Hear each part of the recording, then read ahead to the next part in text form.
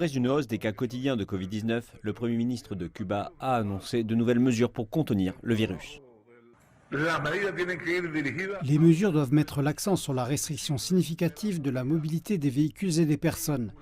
Je réitère que nous pouvons avoir tous les vaccins nécessaires pour immuniser tout le monde, mais cela doit aller de pair avec une réduction drastique de la mobilité. Les autorités ont aussi annoncé de prochaines restrictions comme l'ajustement des heures de commerce et d'autres services, un renforcement des mesures de contrôle dans les aéroports, de même que la fermeture des frontières provinciales.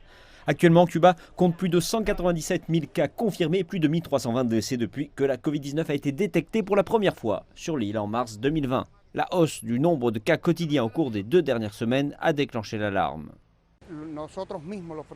Nous, les Cubains, avons favorisé cette propagation. Nous n'avons pas respecté les mesures de sécurité. Ajoutant à cela l'impact fort des nouveaux variants de la Covid, affectant non seulement les personnes vulnérables aux adultes et les plus âgés, ainsi que les enfants. L'épidémie de Covid-19 s'est déclarée et les autorités continuent d'aider avec des candidats au vaccin développés localement dans un effort de contenir la propagation. Plus d'1 million de Cubains ont jusqu'à présent reçu au moins une dose de vaccin développé localement, tandis que plus de 500 000 ont été totalement immunisés.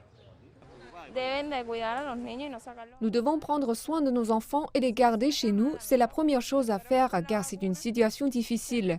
Tout ce que j'espère, c'est d'en finir avec cela après être vacciné. Cuba a commencé les essais cliniques sur les enfants avec 2 des 5 candidats au vaccin ayant prouvé une efficacité suffisante pour être considérés comme efficaces. Les autorités sanitaires devraient approuver un usage d'urgence d'un vaccin local pour combattre la dernière propagation virale, ce qui est essentiel pour revenir à la normale.